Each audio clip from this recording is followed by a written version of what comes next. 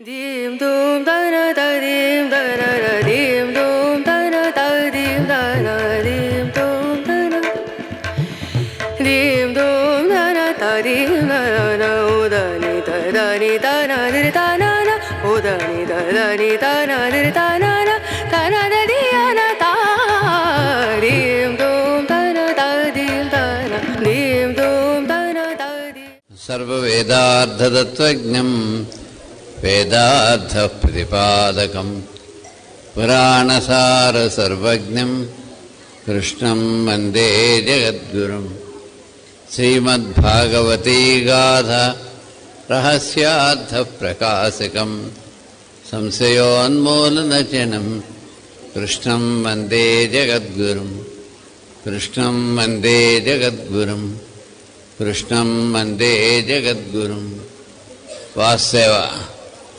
Vasudev Vasudev master CV గురు పూజ మహోత్సవాల్లో రెండో రోజు సాయంకాలం కార్యక్రమంలోకి వచ్చాం.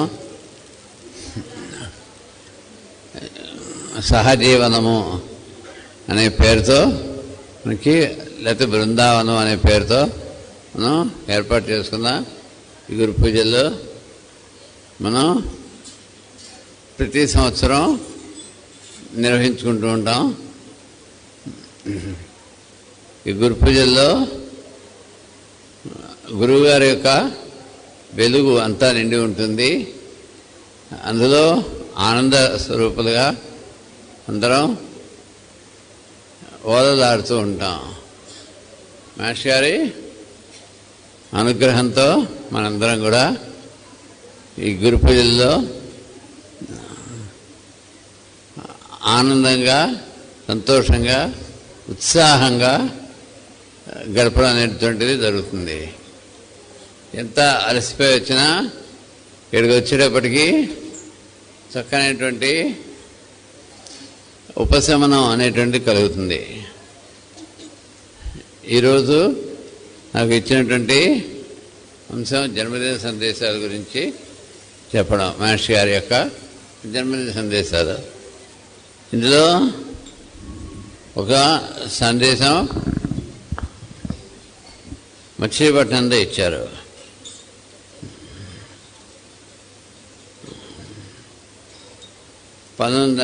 ఆగస్టు 11వ తేదీన మచిలీపట్నంలో జన్మదిన సందేశం ఇవ్వడం జరిగింది.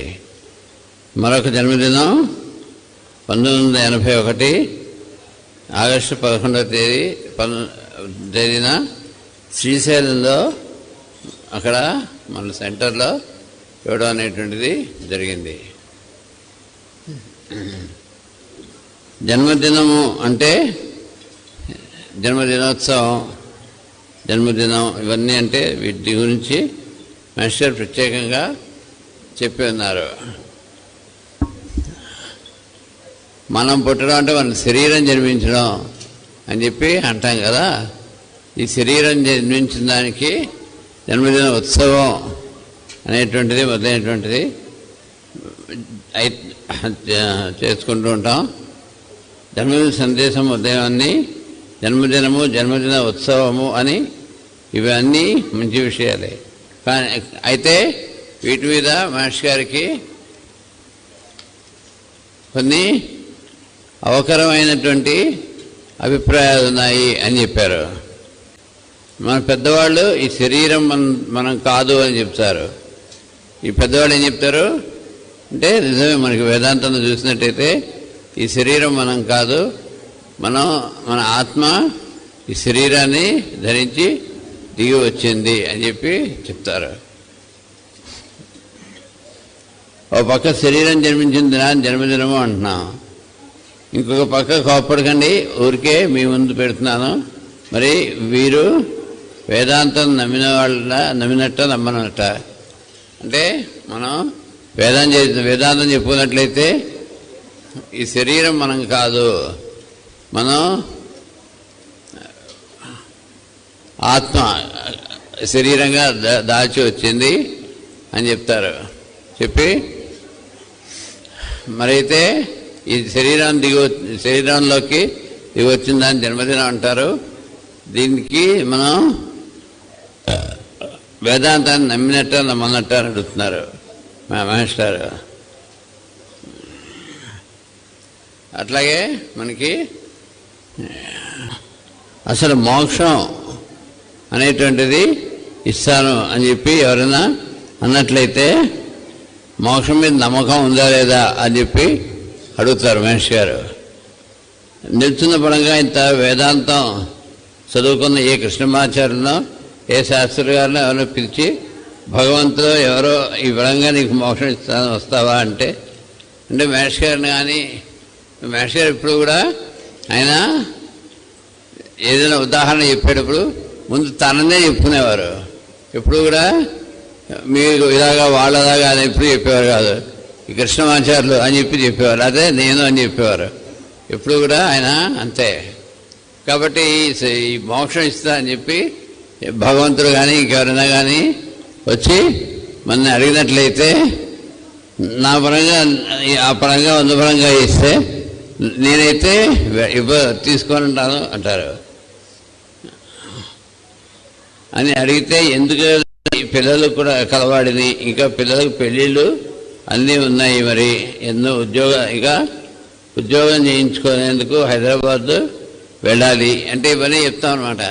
మోక్షం నిజంగా అవ్వా ఎప్పుడు వస్తుందో అండి మోక్షం, ఎప్పుడు మనం భగవంతుడు నన్ను ఉద్ధరిస్తాడో, ఎప్పుడు తీసుకెళ్ళిపోతాడో ఇవన్నీ చెప్తాంట వేదాంతిని కబుర్లు. సరే కదా అని భగవంతుడు వచ్చి ఈ మోక్షం ఇస్తా అంటే ఇప్పుడు వద్దులేండి అంట. ఎందుకంటే పిల్లలు ఉన్నారు, వాళ్ళని సెటిల్ చేయాలి, పెళ్ళిళ్ళు చేయాలి, ఇవన్నీ ఉంటాయి కదా, అందుకని మోక్షం వదిలేండి అంట. మనిషిగా చెప్తున్నారు ఇక్కడ.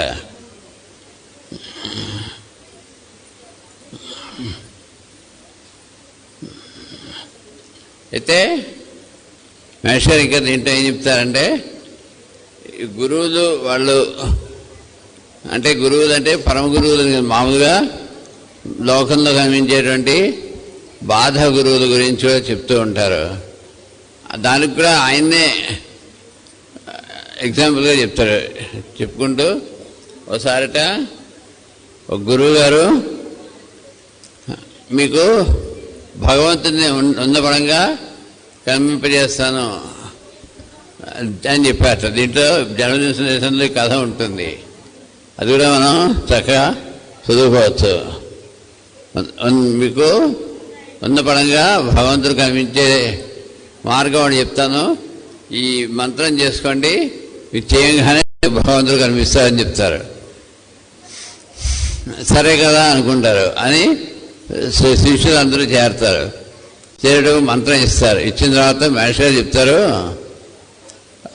ఏమి నియమాలు లేవట, హాయిగా ఉల్లిపాయ తినొచ్చుట, వెల్లుల్లిపాయ తినొచ్చుట, ముంజలు తినొచ్చుట, మహేష్ గారు పడితే ఇవన్నీ తేగలు తినొచ్చుట, అంటే ముంజల ప్రూఫ్, తేగల ప్రూఫ్, ఉల్లిపాయల ప్రూఫ్ ఇవన్నీ అంటారు. అన్నీ చేయొచ్చుట. ఏవి దీనికి శుభ్రంగా శుచిగా స్నానం చేసి మంత్రం చేసుకునేది చాలన్నట. అయితే ఒకే ఒక్క నియమం పెట్టారట, రోజు పొద్దున్న లేవగానే కోతి గుర్తు రాకూడదని చెప్పి. అది పెట్టకుండా ఉంటే సరిపోయేది. అది పెట్టడంతో పొద్దునే వెళ్ళి లేవగానే ఇవాళ నాకు కోతి గుర్తు రాకూడదు అనుకున్నట. అంతే, కొత్త గుర్తు రాకూడదు అనుకున్నారు కాబట్టి గుర్తొచ్చేది. గురువుగారి పరిగెత్తుకొచ్చి మహాప్రభు పాపం ఇవాళ పాపం చేశానట, పోలేరా రేపు చూద్దాం అన్నట. మర్నాడు లేవగానే ఇవాళ అసలు గుర్తు రాకూడదు అనుకున్నట. మహేష్ గారు చెప్తారు ఇదంతా ఈ కథ ఈ జన్మదిన సందేశంలోనే. అసలు గుర్తు రాకూడదు అనుకున్నట. అట్లాగా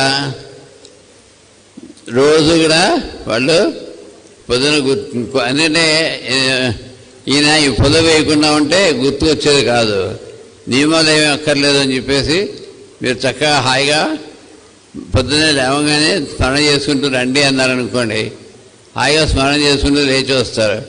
కోతి గుర్తు రాకూడదు అనేసరికి ఓహో కోతి గుర్తు రాకూడదు అనుకున్నట.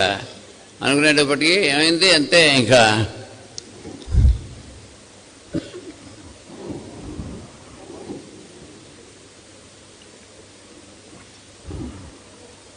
దాంతో ఏమవుతుంది?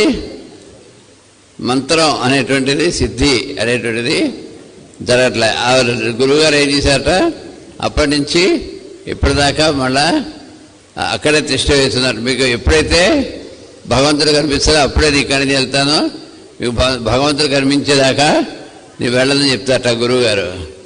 ఆ గురువుగారు ఏం గురువుగారట? బాధ గురువుగారు చెప్తారు మాస్టర్ గారు. బోధ గురువు అయితే అలా చేయడు అని చెప్తారు.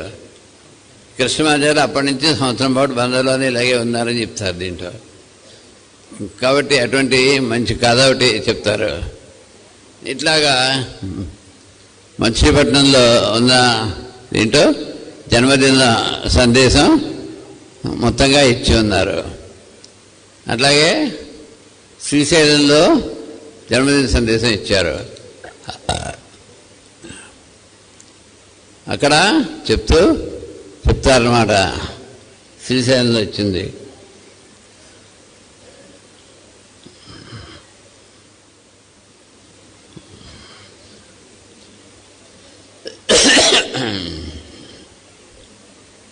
శ్రీశైలంలో ఇచ్చిందంటూ ఏం చెప్తారంటే, శ్రీశైలం ఇచ్చిన జన్మదిన సందేశంలో మాస్టర్ గారి యొక్క గురువు గారైనటువంటి సివిబి గారి యొక్క అనుసంధానం ఎలా జరిగిందో అనేటువంటి విషయాన్ని చాలా చక్కగా చెప్పి ఉన్నారు దాంట్లో. అదొకటి. అలాగే బ్లావట్స్కీ గారి గురించి కూడా చెప్తారు దాంట్లో. బ్లావట్స్కీ గారు జీవిత చరిత్ర అదంతా దాంట్లో వివరించి చెప్తారు. మాస్టర్ గారు ఈకే గారు చిన్న వయసులో 5 సంవత్సరాల వయసులో ఉండగా కొత్తగా ఏబిసిడీలు నేర్చుకుంటున్నటువంటి రోజులవి మా నాన్నగారు అంటే మా తాతగారు అనమాట. మా నాన్నగారు ఒక పుస్తకం చదువుకుంటున్నారు. అట్ల మీద పెద్ద అక్షరాలు 3 కనిపించాయి, సివివి అని 3 అక్షరాలు కనిపించగా గట్టిగా చదివేశాను. ఎందుకంటే మనకి పిల్లలతో సాధారణంగా వాళ్ళు ఏది నేర్చుకుంటున్నారో కనపడంగానే ఉత్సాహంగా గట్టిగా ఉచ్చారణ చేస్తారనమాట. కాబట్టి నేను గట్టిగా చదివేశాను. చదవగానే మా నాన్నగారు తొడ మీద కూర్చోబెట్టుకొని లోపల పేజీలో ఆయన యొక్క ఆ గురువుగారి యొక్క ఫోటో చూపెట్టి ఈయన పేరు సివి గారు, ఈ మంత్రాక్షరాలుగా ఇచ్చారు, ఇది మహానుభావులు అని చెప్పి చెప్తారు. ఆ తర్వాత 20 ఏళ్ల పాటు సిబివి ఎడల గ్రహణం పట్టింది అంటారు మాస్టర్ గారు. ఎంత మాస్టర్ గారి యొక్క వర్డింగ్ అనమాట. సిబిబి ఎడల గ్రహణం పట్టింది అంటారు. అయితే మాస్టర్ గారికి సిబిబి గారి యొక్క దర్శనం ఎట్లా జరిగిందో కూడా మనకి చెప్పారు. జీవన జ్యోతిలో కూడా చెప్పారు మనకి. మహేష్ గారు ఎట్లా అంటే ఆయన 20 ఏళ్ల వయసులో గాయత్రి మంత్ర ధ్యానం ఉపాసన చేస్తూ ఉండగా సడన్గా ఒకరోజు ఎవరో ఒక మహానుభావులు పట్టుపంచి కట్టుకొని మఠం వేసుకొని కూర్చొని ధ్యానం చేస్తూ ఉన్నటువంటి ఆకృతి కనబడి, అయితే అది పూర్తిగా కనబడలే, నడువు నుంచి పాదాల వరకు కొంత భాగమే కనబడిందిట. రోజు రోజుకి కొద్దిగా పైదాకా వెళ్తూ మొత్తం ఒక వారం 10 రోజుల్లో మొత్తం ఆకృతి అంతా కనిపించిందిట మాస్టర్ గారికి. ఓహో ఎవరో మహానుభావులు అయి ఉంటారు అని చెప్పేసి అనుకున్నట. ఆ తర్వాత గుంటూరు నుంచి వేరే ఊరు వెళుతూ మధ్యలో ఒక దగ్గర మాస్టర్ గారు ఆయన తీసుకెళ్తున్న ఆయన ఒక దగ్గర ఆగారట. ఆగితే అక్కడ ప్రార్థన అంటే ఇక్కడ భోజనం పెడతారు అని చెప్పి చెప్పారట. తీసుకెళ్ళిన ఆయన భోజనం చేశాక ప్రార్థనా సమయం అయిన తర్వాత ప్రార్థన చేసుకుని పెడదామని చెప్పేసి అనుకుంటే ప్రార్థనకి లోపలికి వెళ్ళారట. వెళ్ళేటప్పటికీ ఒళ్ళు జలధరించిందట. ఎందుకని? ప్రార్థనలో అంతకుముందు ఉపాసనలో ప్రార్థనలో ఎవరైతే కనిపించారో ఆ మహానుభావుని యొక్క చిత్రపటం ఆ గదిలో ఆ హాల్లో పెట్టబడి ఉంది. అందుకని ఆయన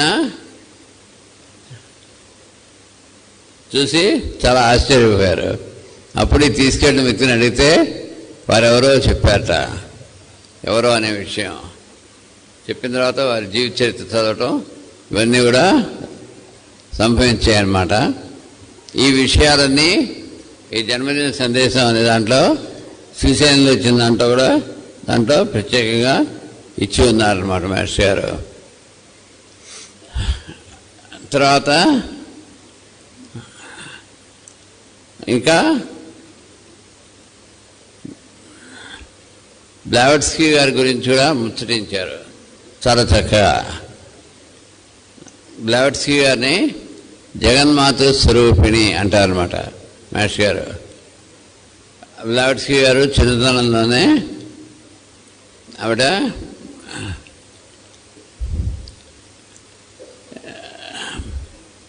ఆవిడ్ని బ్యాప్టైజ్ చేయడానికి చర్చికి తీసుకెళ్తే బ్యాప్టైజ్ చేస్తున్నటువంటి ఫాదర్ గారికి క్యాండిల్ వలన కోటు అంటుకుని తగలబడింది కొద్దిగా. సరికి ఈయన క్రిస్టియానిటీకి తొక్కతుక్క వంటిది అని చెప్పారట. ఇంటో మాస్టర్ గారు చాలా క్లియర్గా చెప్తారు ఇవన్నీ. తొక్కతుక్క వంటిది అని చెప్తారు. అయితే ఆవిడ బ్లావెట్స్కీ మాత గారు ఏదో ఫ్రెండ్స్ కనిపిస్తున్నారు, నాకు హెల్ప్ చేస్తున్నారు, అది ఇది అని చెప్తుందట. వాళ్ళ నాన్నగారేమో మిలిటరీ ఆఫీసర్ట. ఆయన ఇంట్లో ఎక్కువ ఉండేవారు కాదు వాళ్ళ నాన్నగారు. ఈవిడ ఎక్కువ తాతగారి దగ్గరే పెరిగిందిట బ్లావెట్స్కీ గారు. అయితే వాళ్ళ నాన్నగారికి చెప్తే వాళ్ళ నాన్నగారు ఎవరు కనిపించే వ్యక్తులు అంటే నాకు తెలియదు అంటారట. అంతా నాన్ సెన్స్ అని చెప్తాడు వాళ్ళ నాన్నగారు. ఎందుకంటే తొందరగా నమ్మరు. ఆయన మిలిటరీలో తిరుగుతున్నటువంటి వారు కదా, దేశంలో అనేక విషయాలు అంటే మామూలు లౌకిక విషయాల్లోనే ఎక్కువగా ఉన్నారు తప్ప ఎటువంటి ఆధ్యాత్మికమైనటువంటి విషయాల్లో ఎక్కువ లేనటువంటి వారు వాళ్ళ తండ్రి గారు. అందుకని నమ్మలేదు. నమ్మకపోతే సరే కొన్నాళ్ళు అయిన తర్వాత మీ ఫ్రెండ్ని చూపిస్తావా అని అడిగారట. మీ ఫ్రెండ్ ఎవరు ఉన్నారా? సరే అయితే చెప్తాను, మా ఫ్రెండ్ ఉన్నాడు అన్నట్టయితే కిటికీస్ ఎప్పుడు అవుతుంది, లేకపోతే ఏది అవద్దు అని చెప్తుంది అని మా ఫ్రెండ్ ఉన్నారా అని అడుగుతారట. అంటే వీళ్ళని అదృశ్య శక్తులు అంటారనమాట. వాడు అదృశ్యంగా ఉండి ఇలాంటి వాళ్ళకి హెల్ప్ చేస్తూ ఉంటారట. ఇన్విజిబుల్ హెల్పర్స్ అంటారు వాళ్ళని. అయితే మీరు మా ఫ్రెండ్ ఉన్నారా లేరా అంటే కిటికీకి టక్ టక్ టక్ అని సౌండ్కి వస్తుందట, ఎవరో కిటికీ కొట్టినట్టు. సరే ఒకరోజు ఉండి పిలిచి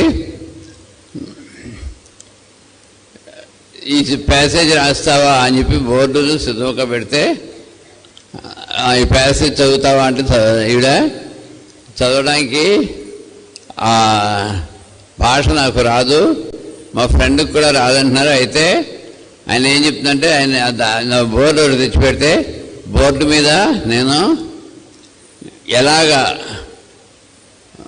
ఉందో అలాగే రాసి చూపిస్తాను అందుట.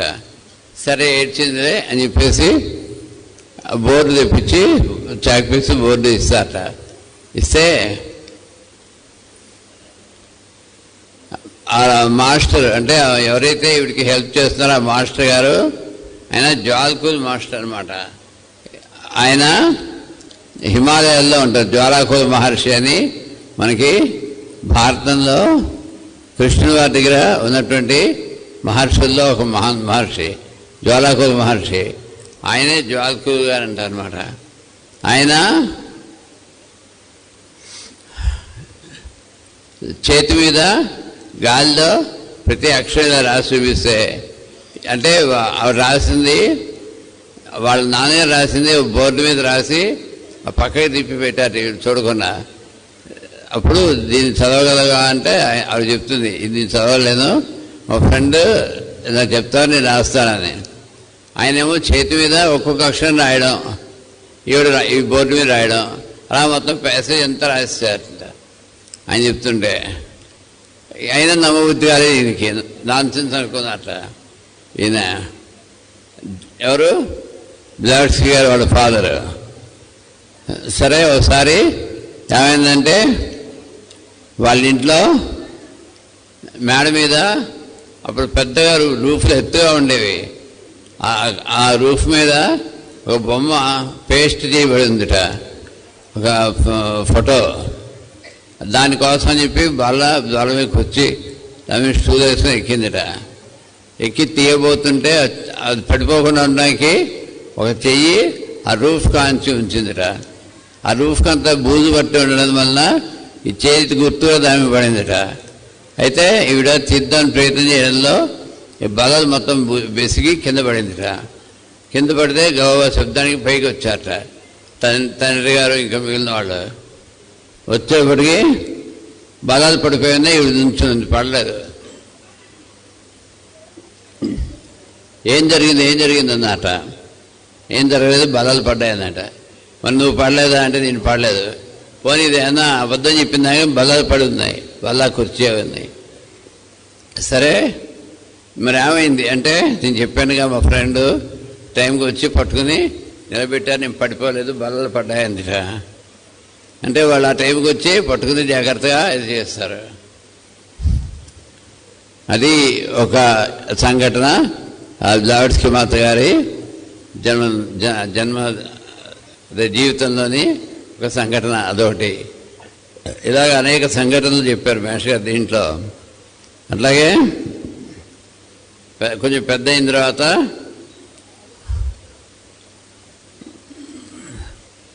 ఒక ఆయనకి ఇచ్చి పెళ్లి చేశారట. అతను కొంచెం రఫ్ ఫెలోట. అయితే కొంచెం ఇబ్బంది పెడుతూ ఓ రోజు కొంచెం బలాత్కారం చేయబోయేటప్పటికి ఆవిడ అప్పటికే చెప్పిందట, నేను పెళ్లి చేసుకోవడానికి నాకు ఇంట్రెస్ట్ లేదు, మరి మా నాన్నగారు వాళ్ళు చేస్తారు, నువ్వు బుద్ధిమంతుడు అయితే కనుక నన్ను వదిలిపెట్టేసి నీకు పనికొచ్చే ఒక ఆడదాన్ని పెళ్లి చేసుకో అని చెప్తారట. దీంట్లో చెప్తారు అవన్నీ కూడా. మనకి జన్మదిన సందేశాలని లెక్చర్ కూడా ఉంటుంది, యూట్యూబ్లో కొడితే మనకు వస్తాయి ఇవన్నీ కూడా మేష్ గారు ఇచ్చిన దాంట్లో. అయితే అలా చెప్తుంది ఆవిడ. చెప్పేటప్పటికి అయినా కూడా ఆయన రఫ్గా హ్యాండిల్ చేయబోయేటప్పటికి ఆవిడ ఇంట్లోంచి వెళ్ళిపోయి ఒక ఉత్తరం రాసి నువ్వు వేరే పెళ్లి చేసుకో, అయితే నిన్ను పెళ్లి చేసుకున్నందుకు నీ మీద ఉన్న గౌరవం మీద నీకు గుర్తుగా బ్లావెట్స్కీ అనే పేరు నేను పెట్టుకుంటాను అని చెప్పి. ఆవిడ పేరు యాక్చువల్గా హెలీనా పెట్రోనా. ఈయన పేరు కూడా తెలిసేసరికి బ్లావెట్స్కీ, హెలీనా పెట్రోనా బ్లావెట్స్కీ అని పేరు పెట్టించుకుంది, పేరు కలుపుకుంది ఆవిడ. అయితే విడిపోయి సత్యం కోసం అలాగే భగవంతుడి దర్శనం కోసం మొత్తం లోకం అంతా తిరుగుతుంది, ప్రపంచం అంతా తిరుగుతూ హిమాలయాలకి అక్కడికి ఇక్కడికి అన్ని చోట్లకి వెళ్తుంది. ఎక్కడ మహానుభావులు ఉన్నారంటే అక్కడికల్లా వెళుతుందిట ఆవిడ. వెళుతూ ఉంటే అక్కడ ఒక దగ్గరికి వెళ్ళినప్పుడు మీ గురువు ఉన్నాడా అని దేవుడు ఉన్నాడా అని అడిగిందట. అడిగితే ఎవరిని అడిగినా దేవుడు ఉన్నాడని అందరూ చెప్తారు, చూసిన వాళ్ళు ఉన్నారు, ఎవరికైనా తెలియదా, వాళ్ళు చూసిన వాళ్ళు అబద్ధం చెప్పరు కదా, ఇలాగన్నీ చెప్తూ ఉంటారు. కానీ సరిగ్గా సమాధానం చెప్పలేట. సరే అయితే ఒక ఆయన దగ్గరికి వెళ్ళేటప్పటికి ఒక ఆయన గోచి పెట్టుకుని మామూలుగా సాధారణ వ్యక్తిగా కూర్చున్నట. ఆయన దగ్గరికి వెళ్ళి నువ్వు దేవుణ్ణి చూసావా అందట. చూశానన్నట. చూశానంటే అయితే నాకు చూపిస్తావా అందట. చూపిస్తానన్నట.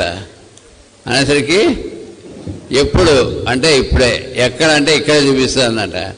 వీడికి అప్పటిదాకా దేవుణ్ణి చూసావా అంటే నో అనేటువంటి ఆన్సరు ఎవరైనా చూడకపోతే దానికేమి పర్వాలేదు, చూశారు కదా, వాళ్ళు చెప్పారు కదా, అబద్ధాలు ఆడరు కదా, ఇలాంటివన్నీ కూడా అంటున్నటువంటి ఆన్సర్సే వస్తున్నాయి తప్ప ఈ రకమైనటువంటి ఆన్సర్ ఇప్పటిదాకా రాలేదు ఆవిడకి. కాబట్టి ఆవిడ ఈ ఆన్సర్ వచ్చేటప్పటికి చూపిస్తావా అన్నట. చూపిస్తావా ఏంటి, చూపిస్తాను కూర్చో అన్నట అని ఐ ఆమ్ ది గాడ్ అన్నట. ఆవిడ నవ్విందట, గట్టిగా నవ్వేటప్పుడు మళ్ళా అన్నట్టు ఐ ఆమ్ ది గాడ్, నువ్వు కూడా అను అని. అంటే ఐ ఆమ్ ది గాడ్ అందట ఆవిడ. అని ఏ విధమైనా అంటారు, ఎవరైనా అంటారు, యూసెస్ ఫెలోస్ ఎవరైనా అంటారు అందట. అదే అందుకే నేను అనమంటున్నాను అన్నట్టు ఆయన అనేటప్పటికీ మళ్ళా అన్నట్ట ఆవిడ. మళ్ళా అందట కళ్ళు మూసుకు కూర్చోమన్నట. కళ్ళు మూసుకుని కూర్చోగానే భూమధ్య దగ్గర వేలుతోటి స్పృశించారు మాస్టర్, అదే ఆ సన్యాసి. స్పృశించేటప్పటికీ మొత్తం గాడ్ కాన్షియస్నెస్ ఏదైతే ఉంటుందో అదంతా దర్శనం ఇచ్చిందట. చాలా సంతోషం వేసి ఈవిడ సరే అప్పుడు మీరెవరు, ఎక్కడి నుంచి వచ్చారు, ఇవన్నీ అడిగింది ఈవిడ ఆయన్ని. అవన్నీ నీకు అనవసరం, నాకు ఫ్యామిలీ ఉండేదన్నట, నాకు భార్య పిల్లలు ఉండేవాళ్ళు అన్నట. ఇప్పుడు ఏం చేశారు, వదిలేశారని వానప్రస్థంలోకి వచ్చి తిరుగుతున్నాను, దేశంలో నాకు కొన్ని పాయింట్స్ ఉంది, దానికోసం తిరుగుతున్నాను, నా పనులు ఉన్నాయి అని చెప్పారు ఆయన. సరే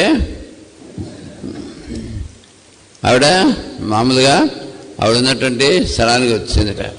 వచ్చిన తర్వాత వాళ్ళ మాస్టరు ఒకసారి ఆయన రూపంలో, ఈ సన్యాసి రూపంలోనే ఉన్న మాస్టర్ గారు చెప్పారట, నీకు ఒక వ్యక్తి వస్తాడు, ఉత్తరం ఇస్తాడు, దాంట్లో దాని ప్రకారం చెయ్యి అని చెప్పి చెప్తారట. చెప్పి వెళ్ళిపోతాడు. ఈవిడేమో వాళ్ళ రూమ్కి వచ్చేస్తుంది. అరే మన అడ్రస్ అది చెప్పలేదు, ఎలా వస్తాడు ఈయన అని అనుకుందట. అనుకునేటప్పటికీ టక్ టక్ టక్ అని డోర్ నాక్ చేయబడిందిట. అప్పుడు డోర్ తీసి చూసేటప్పటికి అక్కడ ఒక అతను వచ్చి ఈ ఉత్తరం మీకు ఇచ్చామన్నారు అన్నట. ఎవరిమ్మన్నారంటే దాంట్లో ఉంటుంది చూసుకోమన్నట. ఆ వ్యక్తి ఎవరో తెలియదు, ఎక్కడి నుంచి వచ్చారో తెలియదు, ఇది ఎప్పుడు చూడలేదు. అయితే ఈ లెటర్ మీకు ఇచ్చే రమ్మన్నారంటే ఎవరు అంటే దాంట్లో ఉంటుంది చూసుకోమన్నట. మీరు ఎక్కడి నుంచి వచ్చారంటే సమాధానం చెప్పకుండా తలుపు దగ్గరికి వేసుకుని వెళ్ళిపోయాట. వెంటనే తలుపు తీసి చూసిందిట. చూస్తే ఎక్కడ ఆవిడ వాళ్ళు కనబడేట. అలాంటి వాళ్ళు ఎక్కడి నుంచి వస్తారో ఎక్కడికి వెళ్తారో కనబడరు అని చెప్తారు మాస్టర్ గారు క్లియర్గా. ఒకసారి మనకి జీవనజ్యోతిలో ఉంటుంది, ఒక మాస్టర్ గారికి రాత్రి టీ తాగుదామని వెళ్ళి వస్తుంటే ఒక వ్యక్తి తెల్ల షర్టు పొడుగు చేతులు వేసుకుని శిరామరకతో ఉన్నది, జేబులో శిరామరకతో ఉన్నటువంటి ఒక వ్యక్తి కనిపిస్తాడు. కనిపించినప్పుడు ఆయన కూడా మాస్టర్ గారితో టీ ఇమ్మని చెప్పి అడిగితే టీ ఇప్పిస్తారు మాస్టర్ గారు. ఇప్పించిన తర్వాత సో నడుచుకొస్తుంటే మాట్లాడతారు అనమాట. సో నువ్వు సీక్రెట్ డాక్టర్ చదువుతున్నావు అనమాట అంటే అవునంటారు. భగవద్గీత చదివావా అన్నారు. చదివాను. భగవద్గీత చదువు అందంటారు. అంటే చదివానంటే మళ్ళా ఇంకోసారి చదువు అన్నట్ట అనేసి ఆయన పక్క సందులో వెళ్ళిపోతారు. వెళ్ళంగానే మాస్టర్ గారు మళ్ళీ తొంగి చూస్తే కనబడలే. అలాంటి వాళ్ళు ఏమయ్యారో అప్పటికి ఇప్పటికీ తెలియదు అని చెప్తారు మాస్టర్ గారు. చాలా చక్కగా ఉంటుంది. ఈవిడికి అట్లాగనే ఆవిడ తలుపు తీసి చూసేటప్పటికి మెట్లు దిగి వెళ్ళాడా, ఎలా వెళ్ళాడు, ఎక్కడికి వెళ్ళాడు అని చెప్పి సంత చివరున్నాడేమో ఎక్కడున్నాడో చూస్తే వెంటనే ఆవిడ ఆయన తలుపు వేసుకుని లెటర్ ఇచ్చేసి తలుపు వేసుకుని వెళ్ళిపోతే ఆవిడ చూసిందట. చూసినా ఎక్కడున్నారో కనబడలేదట. కనబడబోయేప్పటికీ సరే ఆవిడ ఆ లెటర్లో మాస్టర్ గారు రాసిన విశేషాలు ఉన్నాయట. పలానా తోటకి వెళ్ళు, అక్కడ ఇలా చెయ్యి, పలానా వాళ్ళు కలుసుకో, ఇలా చెయ్యి, ఇక్కడ ఉండు, అక్కడ వెళ్ళు అని రాశాట. అన్నీ అయ్యాక హిమాలయాలకి రావాల్సింది అన్నట. అంటే అప్పుడు 7 వెళ్ళలేక వాళ్ళ దేశం వెళ్ళిపోయిందట. కొంతకాలం అయిన తర్వాత మళ్ళా హిమాలయాలకి వెళ్ళింది ఈవిడ. వెళితే అక్కడ మాస్టరు కనిపించడం అది జరుగుతుంది. ఆ తర్వాత వాళ్ళ దేశం వచ్చాక ఆవిడికి స్పేస్ ద్వారా డిక్టేట్ చేయబడ్డాట. మాస్టర్ జ్వాల్కుల్ గారి ద్వారా ఆవిడికి త్రూ స్పేస్ 2 గ్రంథాలు డిక్టేట్ చేయబడ్డాయి. ఒకటి సీక్రెట్ డాక్ట్రిన్ అనేటువంటి గ్రంథం, మరొకటి ఐసిస్ అన్వీల్డ్ అనేటువంటి గ్రంథం. ఈ 2 గ్రంథాలు అక్కడ ఆవిడకి డిక్టేట్ చేయబడింది. ఈవిడితో పాటుగా ఇంకా కల్నల్ ఆల్కాట్, క్రాసబే మొదలైనటువంటి వాళ్ళు 2-3 శిష్యులు ఆవిడతో పాటుగా ఉండి ఆవిడకి కావాల్సిన హెల్ప్ చేసి పేపర్లు తెచ్చిపెట్టి అవన్నీ చేస్తూ ఉండేవాట. ఆవిడ అలా రాస్తూనే ఉండేదట. ఇలాగా మనకి మహర్షి గారు ఈ జన్మదిన సందేశంలో బ్లావట్స్కీ గారి యొక్క విశేషాలు చక్కగా చెప్పి ఉంచుతారు.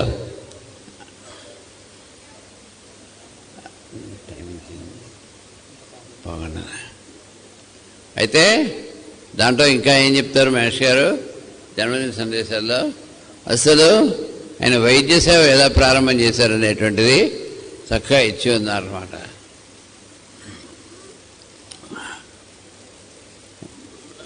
వారి 2వ కుమారుడు అంటే మా 2వ అన్నయ్య గారు ఈవీఎం ఆచార్య గారికి మూర్ఛ జబ్బు, ఫిట్స్ ఉండేవిట. ఉంటే ఎన్ని మందులు వాడినా తగ్గడం రావడం అవుతుంటే డాక్టర్లు చెప్పారట, ఈ మందులు ఇలా వాడుతూ ఉంటే ఎప్పుడప్పుడు ఇలాగా రాలిపోతాడు, అంతేగాని తగ్గదు అని చెప్పారట. అయితే అక్కడ గుంటూరులోనే ఉండేవారు. అప్పుడు గుంటూరులోనే ఎవరో హోమియో వైద్యులు దొరికితే అక్కడ హోమియోపతి మొదలుపెట్టారట. ఇంతలోకి విశాఖపట్నానికి ఉద్యోగం వచ్చి షిఫ్ట్ అయిపోవాల్సి వచ్చింది. వచ్చేసరికి అప్పట్లో మరి కమ్యూనికేషన్ అది లేదు ఇంతలాగా, అలాగే ఇంత ట్రాన్స్పోర్టేషన్ కూడా లేదు. అప్పుడు ఆ డాక్టర్ గారిని కాంటాక్ట్ చేసి మందు వేయటం అది జరుగుతుంది, కానీ ఇలా కాదులే అని చెప్పేసి మహర్షి గారు ఏం చేశారట, మొత్తం హోమియోపతి హనుమంత్ గారు కెంట్ గారు రాసిన ఆర్గనాన్, మెటీరియా మెడికా మొదలైనవన్నీ స్టడీ చేశారట. స్టడీ చేసి మొత్తం హోమియోపతిని చదివారు, అధ్యయనం చేశారు. అది కూడా చెప్తారు మనకి ఈ జన్మదిన సందేశంలో. చెప్పి నేను బోర్డంతా డబ్బులు వెచ్చించి ఫీజులు కట్టి కాలేజీలో చదువుకోలేదు, ఉట్రౌడి ఇంకా కొట్టేశానంటారు. ఆయన గొప్ప వర్డ్స్ వాడతారు దాంట్లో. ఈ హోమియోపతిని ఉట్రవిడియంగా కొట్టేశాను అంటారు. అంటే ఉచితంగానే కొట్టేశాను అని చెప్పడం అనమాట. అంటే ఆయన స్టడీ చేశారు. ఎలా స్టడీ చేస్తారంటే వాళ్ళు చూడండి, వివేకానంద స్వామి పుస్తకం పట్టుకుని ఇలా అంటే మొత్తం అందులో కంటెంట్ అంటే బ్రెయిన్లోకి వచ్చేదిట, ఆయన ప్రత్యేకంగా చదవక్క లేకుండా. మరి వీళ్ళకి కూడా అంత మహర్షి గారికి, లేకపోతే అన్ని సబ్జెక్టులు, అన్ని వివరాలు, అన్ని విశేషాలు ఎలా చెప్పగలరు? ఫారెన్ వెళ్ళినప్పుడు అక్కడ ఎలక్ట్రాన్స్ వాటి గురించి సోకాల్డ్ అప్పటికి ఉన్నటువంటి ప్రొఫెసర్స్ అందరికీ కూడా ఈ క్లాస్ చెప్పారట, లెక్చర్ ఇచ్చారట. వాళ్ళు ఆశ్చర్యపోయారట. ఎక్కడ ఇండియాలో అప్పటికి వాటి గురించి ఎలక్ట్రాన్స్, వాటి గురించి ఎలక్ట్రానిక్స్, వాటికి సంబంధించి ఇంకా ఇది రాకముందే, వెలుగులోకి పూర్తిగా రాకముందే అక్కడ ఆయన చెప్పడం జరుగుతుంది. జరిగితే వాళ్ళు ఆశ్చర్యపోయి అక్కడ ప్రొఫెసర్స్ ఎంత ఇదిగా ఉంటుందో అని చెప్పి చెప్పారట. ఇంత గొప్ప విషయం మహర్షి గారు ఎలా చెప్పగలిగారు అని చెప్పి వాళ్ళందరికీ ఆశ్చర్యంగా ఉంటుంది. అటువంటి విశేషాలు ఎన్నో వాళ్ళు చెప్పక్కర్లే, చదవక్కర్లే, వాళ్ళు చెప్తారంతే. వాళ్ళకి ఎలా వస్తాయంటే మేష్ గారు మూతూడం క్లాసులో ఒకసారి చెప్తున్నారు. క్లాస్ చెప్తూ ఉండగా ప్రశ్నలు వేస్తుంటే 2-3 సార్లు చూసి తర్వాత చెప్తారు, మీరు ప్రశ్నలు అడగండి, మీరు ఏదైనా డౌట్స్ ఉంటే నోట్స్లో రాసుకొని క్లాస్ అయ్యాక అడగండి చెప్తాను, క్లాస్ మధ్యలో వేస్తే పేజీలు తిరగబడిపోతున్నాయి అని చెప్పేవారు. చెప్పారు మాకు క్లియర్గా. నేను ప్రత్యక్ష సాక్షిని, ఎందుకంటే నేను మూతూడం క్లాసుకి అటెండ్ అయిన వాడిని. పేజీలు తిరగబడిపోతున్నాయి, మీరు మధ్యలో ప్రశ్న వేయకండి, క్లాస్ కంటిన్యూ చేయనివ్వండి అని చెప్పారు. అట్లాగా మేష్ గారు వాళ్ళు ఏదైనా కూడా అధ్యయనం చేయటం చాలా సులువుగా చేశారు. చేసి ఆ హోమియోపతిని అధ్యయనం చేసి దాని ద్వారా వాళ్ళ అబ్బాయి అంటే మా అన్నయ్య గారికి వైద్యం చేసి మూర్ఛ వ్యాధి తగ్గించారు. ఏ వైద్యం ద్వారా మూర్ఛ వ్యాధి తగ్గించారో అదే వైద్యంలో అదే వైద్య శాస్త్రాన్ని చదవమని బుజ్జి గారిని దాంట్లో పెట్టారు. పెట్టి అది పాస్ అయిన తర్వాత ఆయన చెప్తారన్నమాట, ఇప్పుడు 24 అవర్స్ డాక్టర్గా నేను లోకానికి మా అబ్బాయిని అంకితం చేశానని చెప్తారు. ఇవన్నీ కూడా దీంట్లో ఉంటాయి ఈ పుస్తకంలో. అంటే మీరు జన్మదిన సందేశాలు అనేటువంటి లెక్చర్ విన్నట్టయితే ఇవన్నీ కూడా మీకు తెలుస్తాయి. ఎంత ఇబ్బంది పడేవారోట, అప్పటికి నేను ఇంకా పుట్టలేదు. ఆయనకి ఒక పక్కన బుజ్జి గారికి ఫిట్స్, మా అక్కయ్యకేమో ఆస్తమా, మా అన్నయ్య గారికి పెద్దన్నయ్య గారికి టాన్సర్స్ ఉండేవట, మా శ్రీనివాస అన్నయ్య గారికి కూడా. వాటితో ఇవన్నీ వాళ్ళకి ఇబ్బందిగా ఉండేదట.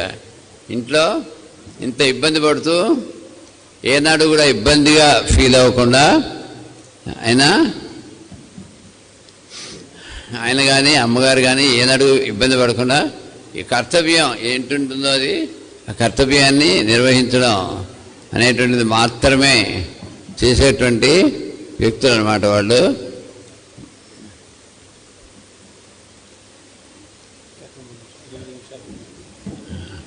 కర్తవ్యాన్ని మాత్రమే నిర్వహించడం అనేటువంటిది చేస్తూ ఉండేవారు.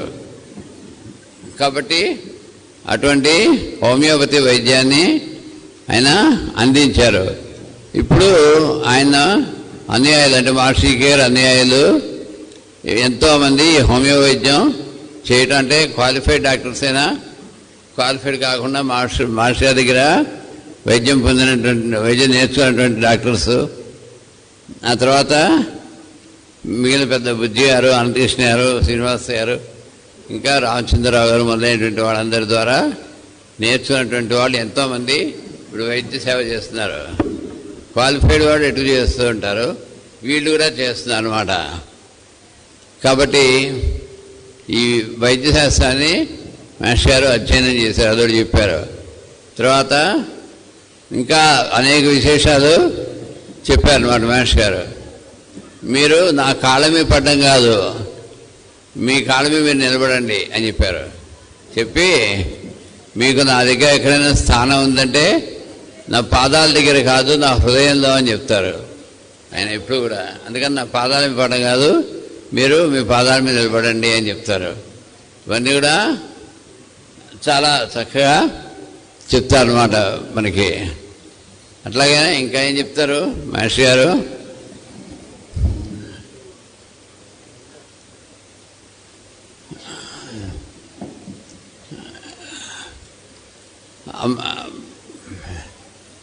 ఈవీఎం ఆచార్య గారికి ఈ ఫిట్స్ వస్తుంటే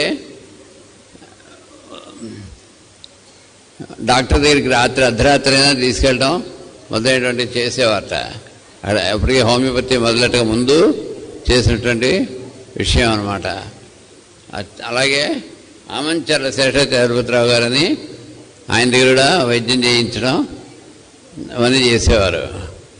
చేసి మొత్తానికి ఆ తర్వాత ఇందా చెప్పుకున్నట్టుగా హోమియోపతి వైద్యాన్ని ఆయన ఆరంభించడం, ఆ వైద్యంలో నిష్ణాతులు కావటం, అనేక మందికి వైద్యం నేర్పించడం మొదలైనటువంటిది చేశారన్నమాట. క్లాసెస్ కండక్ట్ చేస్తూ ఉండేవారు. హోమియోపతి కానీ ఆయుర్వేదం కానీ న్యూ ఎరా హీలింగ్ అనే పేరుతోటి క్లాసెస్ కండక్ట్ చేస్తూ ఉండేవారు. అయితే ఆయన ఏ రోజు కూడా దేనికి కూడా ఫీజు అనేది పెట్టలేదు. పెట్టకుండా ఫ్రీగానే సెషన్స్ కండక్ట్ చేసేవారు. అయితే క్లాసెస్ కండక్ట్ చేసినప్పుడు చివరిలో ఆయన మొదట్లో కూడా ఎప్పుడు ఆయన దక్షిణ అనేటువంటిది ఎప్పుడు అడగలే, గురు దక్షిణ ఎప్పుడు అడగలే. చివరిలో మోతుకుడంత మటుకు అడిగారు. ఆ రోజు క్లాస్ అయిన తర్వాత చివరిలో అంతా అయిపోయిన తర్వాత అక్కల నాన్న క్లాస్ అయిపోయాక పొద్దున్న ఒక సెషన్ కంప్లీట్ చేసుకుని మళ్ళీ మధ్యాహ్నం కూడా రెండో సెషన్ మిగిలినవన్నీ ఆపేసి అక్కల నాన్న మీద చెప్పారు. చెప్పి అంతా అయిపోయాక క్లాస్ కంప్లీట్ చేసే ముందు కంక్లూడ్ చేసే ముందు చెప్పారు, మీరు నాకు గురుదక్షిణ ఇవ్వాలి అన్నారు. గురుదక్షిణ ఏమి ఇవ్వాలి అంటే ఏ డబ్బులు ఇవ్వాలా ఏమి ఇవ్వాలి అనుకుంటే అప్పుడు చెప్పారు, మీరు గురుదక్షిణ ఏమి ఇస్తారంటే మీరు ఇక్కడ అటెండ్ అయిన వాళ్ళు ఒక్కొక్కళ్ళు ఒక్కొక్క కృష్ణమాచార్యులుగా తయారయ్యి ఒక్కొక్కళ్ళు కూడా కనీసం 10 మందికి ఈ విద్య నేర్పించి ఆ 10 మందిలో ఒక్కొక్కళ్ళని ఒక్కొక్క కృష్ణమాచార్యులుగా తయారు చేయండి. వాళ్ళు మళ్ళా కొంతమందికి ఇలాగా ఈ విద్య స్ప్రెడ్ చేయండి, మీ ద్వారా జరగాలి, ఇదే గురుదక్షిణ అని చెప్పారు. క్లియర్గా చెప్పారు. ఆ రోజు మేము అదే అనుకున్నాం, గురుదక్షిణ ఎప్పుడు అడగరే అనేసి. అప్పుడు ఇదంతా చెప్తే ఓహో ఇదే అనుకుందాం అని ఫైనల్గా. అలాగే ఆయన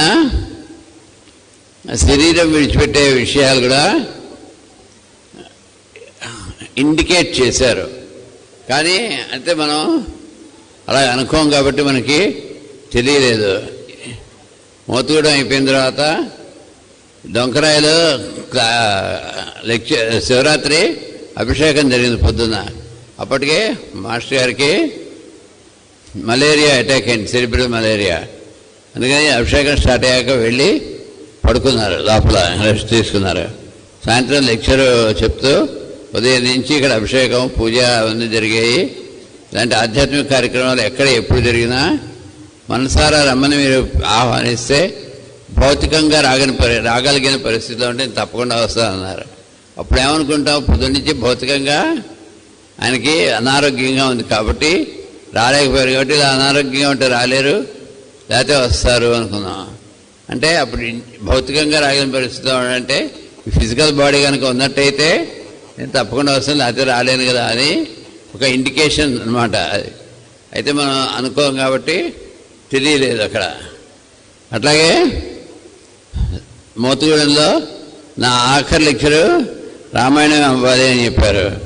అంటే ఏదో మొత్తంలో ఉన్న ప్రోగ్రాము ఆఖరి ప్రోగ్రాము రామాయణం అనుకున్నాం. ఈ డోంకరాయిలో శివుడి గురించి రుద్రాభిషేకం గురించి ఇవన్నీ చెప్పిన తర్వాత చివరిలో మళ్ళీ రోజు చెప్పుకుంటున్నాం కదా అని చెప్పి రామాయణం ఒక 20 నిమిషాలు చెప్పి ఆపేశారు. ఆ తర్వాత ఎక్కడ భౌతికంగా ఆయన లెక్చర్ ఇవ్వలేదు. ఇది ఇవన్నిటికీ ప్రత్యక్ష సాక్షి అనమాట. అందుకని నేను చెప్తున్నాను. కాబట్టి ఆయన ఆ రకంగా ఇండికేషన్స్ ఇచ్చి ఉన్నారు మాస్టర్ గారు. అట్లాగా అనేకమైనటువంటి విశేషాలు తెలియజేయటం, అనేక రకమైనటువంటి క్లాసెస్ కండక్ట్ చేసి అనేక మందిని తయారు చేయటం. ఇప్పటికీ కూడా పైగా ఆయన తీర్థం ఇస్తే తగ్గిపోయిందండి, మందు ఇస్తే తగ్గిపోయిందండి అని చెప్పేవాళ్ళు ఇప్పటికీ కనిపిస్తూ ఉంటారు. ఆ రోజుల్లో మాకు మా అబ్బాయికి బాగుండకపోతే ఒక మందు వేశారు, ఇప్పటికి మళ్ళా ఏ ప్రాబ్లం రాలేదండి, చాలా హాయిగా ఆనందంగా ఉన్నాడండి. లేకపోతే అప్పుడు మీరు నాన్నగారు తీర్థం ఇచ్చారు, ఆ తీర్థంతో తగ్గిపోయింది, ప్రేమ లేదు, ఇబ్బంది ఏం లేదు, హాయిగా ఉన్నాడు అని చెప్పడం ఇలాగా అనేక మంది కనిపిస్తూ ఉంటారు. కాబట్టి ఇలాగా అనేకమైనటువంటి విశేషాలు మనకి జన్మ సందేశంలో ఉంటాయి. అటువంటి మాస్టర్ గారు మనందరినీ కూడా ఎల్లవేళలా ఆశీర్వదిస్తూ ఆనందింపజేస్తూ మన జీవితాన్ని ఇలా కొనసాగిస్తూ ఉందురుగాక అని చెప్పి వారికి నమస్కారం చేసుకుంటూ సెలవు తీసుకుంటున్నాను.